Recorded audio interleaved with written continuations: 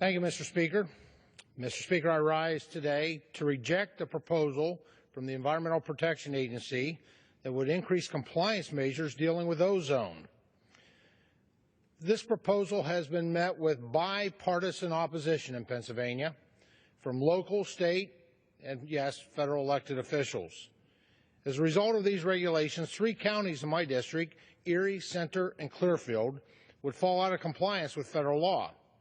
Now, this comes at a time when Pennsylvania ozone emissions have declined for decades. Let me repeat that. This comes at a time when the ozone emission levels in Pennsylvania have been in decline for decades. This is an EPA, Obama administration political solution in search of a problem. The new regulations would trigger an implementation procedure for counties which would make state and local officials answer to the EPA for basic permitting and planning decisions.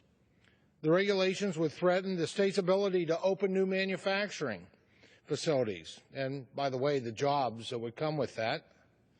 It would threaten the state's ability to expand current businesses and invest in new roadways.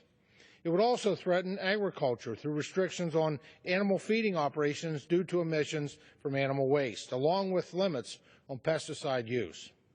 Now, this proposal comes at a time when ozone emissions across Pennsylvania have been in decline again for decades. With the state's economy still on the rebound from the Great Recession, now is the wrong time for new, stringent, and I would argue unnecessary rules from the EPA that could kill jobs. The fact is, Mr. Speaker, this proposal is the latest in a series of overreaches by the EPA, including the Clean Power Plan announced earlier this summer by President Obama. That plan will work hand in hand with these proposed ozone limits to kill good-paying jobs and stifle economic development in Pennsylvania and across the nation. Furthermore, recent studies have called into question the claim that ozone levels lead to health issues, especially among children, including asthma. With that in mind, these proposed regulations, which could be the costliest in the history of this nation, may not have any impact on the health of our citizens. Now, there's still time for the EPA to reconsider the stringent regulation proposals for ozone and coal power plants.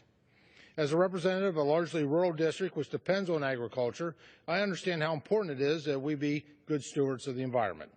However, that stewardship must be balanced with the protection of industries and jobs which have powered our communities for generations. Thank you, Mr. Speaker, and I yield back the balance of my time.